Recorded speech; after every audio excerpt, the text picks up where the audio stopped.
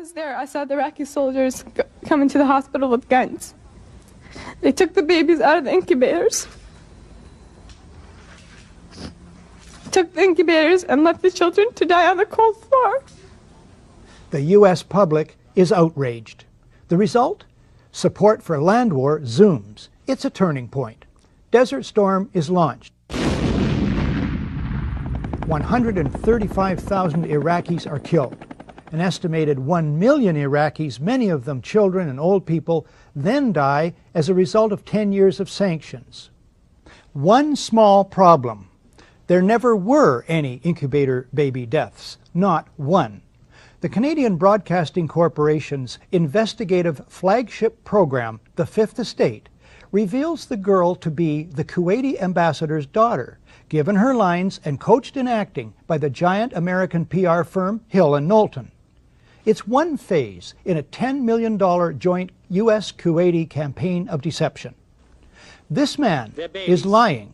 I myself buried 14 newborn babies that had been taken from their incubators. This man is lying. And they had kids in incubators, and they were thrown out of the incubators so that Kuwait could be systematically dismantled. There were a lot of people who participated in a conspiracy. Yes, an out-and-out conspiracy of fake organizations, false documents, fraud, and disinformation.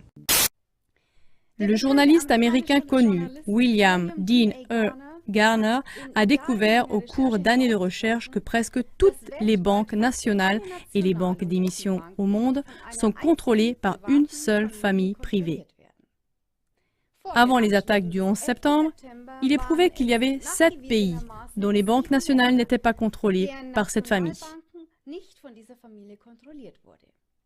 L'Afghanistan, l'Irak, le Soudan, la Libye, Cuba, la Corée du Nord et l'Iran. Quelques jours seulement après les attentats contre le World Trade Center, on a adopté la décision à Camp David, au Maryland, aux États-Unis, d'attaquer la majorité des pays en question. Ou pour mieux le formuler, suite à cet événement du 11 septembre, la décision pouvait être adoptée d'attaquer la majorité des pays en question. En effet, il est prouvé que le gouvernement des États-Unis avait déjà planifié l'invasion de l'Afghanistan et l'attaque contre l'Irak avant les attentats du 11 septembre. Mais pour recevoir le soutien de la population américaine et du monde occidental, il fallait une raison convaincante. Et cette raison a été donnée par les événements du 11 septembre qui ont en même temps déclenché la peur du terrorisme et aussi de l'islam. Le 11 septembre 2001, le groupe terroriste Al-Qaïda s'attaquait à 4 objectifs symboliques aux États-Unis, dont les tours du World Trade Center de New York. 2 jours plus tôt, 2 faux journalistes membres d'Al-Qaïda assassinaient le commandant Massoud, un des plus grands résistants, le symbole de l'indépendance de l'Afghanistan. What is our purpose in Afghanistan?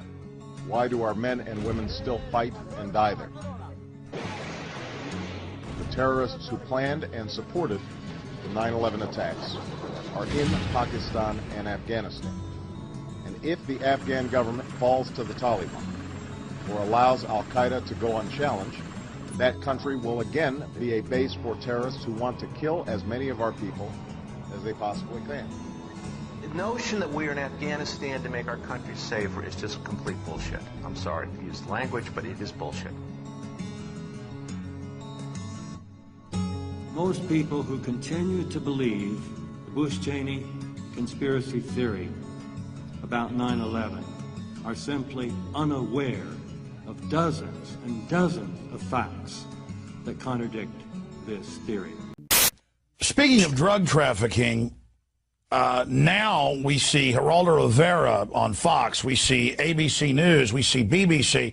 I mean, I've played these clips here on air where they just admit now, okay, the troops help grow the opium and we help ship it out and we give them fertilizer, and then we worry about it once it gets to America or once it gets to Europe.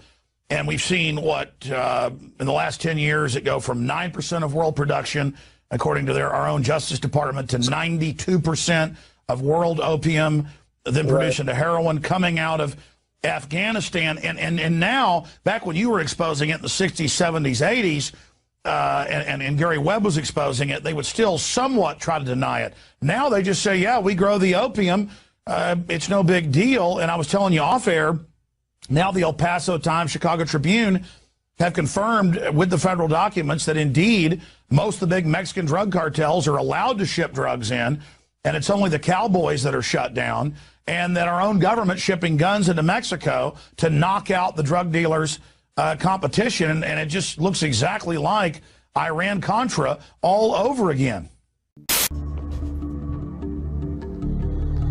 L'Irak, effectivement, est l'exemple parfait de la façon dont le système entier fonctionne. Donc, nous, assassins économiques, sommes la première ligne de défense. Nous entrons, nous essayons de corrompre les gouvernements et de les faire accepter des prêts énormes qui sont alors utilisés comme moyen de les posséder littéralement. Si nous échouons, comme j'ai échoué au Panama avec Omar Torrijos et en Équateur avec Yamé Roldos, des gens qui ont refusé d'être corrompus, alors la seconde ligne de défense est d'envoyer les chacals. Et soit les chacals renversent le gouvernement, soit ils l'assassinent. Et une fois que c'est arrivé et qu'un nouveau gouvernement est mis en place, il sera au garde à vous, car le nouveau président sait ce qu'il arrivera s'il s'en écarte. Dans le cas de l'Irak, ces deux moyens ont échoué. Les assassins économiques n'ont pas été capables de percer Saddam Hussein. Nous avons essayé avec acharnement. Nous avons essayé de lui faire accepter des marchés très similaires à ce que la famille princière saoudienne a accepté en Arabie Saoudite. Mais il n'accepta pas. On ne peut pas évidemment dire qu'on fait la guerre pour le pétrole, pour le gaz, pour le fric, etc. Donc il faut travailler l'opinion publique. Premièrement, en cachant les intérêts, et je m'excuse, la question de la Syrie, c'est très simple. Il y a du pétrole, il y a du gaz, il y a des gazoducs, il y a des projets énormes en dessous de la Méditerranée qui intéressent Israël, tiens. Et quand on voit que Total et le Qatar, maintenant en Libye, se partagent le gaz, ben, il ne faut pas faire un dessin. En résumé, nous jetons un coup d'œil rétrospectif. En 2001, les États-Unis ont pénétré en Afghanistan. Et en 2003, en Irak. En 2003, les banques nationales d'Afghanistan et d'Irak étaient prises par la famille Rothschild. Depuis 2003, il y a eu continuellement des affrontements entre le gouvernement et les rebelles au Soudan. La Banque centrale du Soudan a également été prise par les Rothschild en 2011. On a attaqué la Libye en 2011. Et pendant que le pays sombrait dans la guerre, une banque d'émission contrôlée par la famille Rothschild était déjà établie. En 2005, une commission d'assistance pour Cuba libre était spécifiquement créée à la Maison-Blanche. Cette autorité coordonne le travail contre le gouvernement cubain. Pour la seule année 2006, 15 millions de dollars étaient prévus dans le budget des États-Unis pour soutenir certaines parties de l'opposition cubaine. Au début de l'année 2013, l'ONU a pris des sanctions renforcées contre la Corée du Nord. De plus, les États-Unis ont annoncé la construction d'autres stations de défense antimissiles sur les îles du Pacifique afin de pouvoir intercepter une attaque potentielle en provenance de Corée du Nord. Contre l'Iran, depuis des années, déjà une grande guerre médiatique a lieu. Depuis des années, nos médias du mainstream publient constamment que l'Iran va certainement fabriquer en une année des armes nucléaires. Ça nous rappelle quelque chose.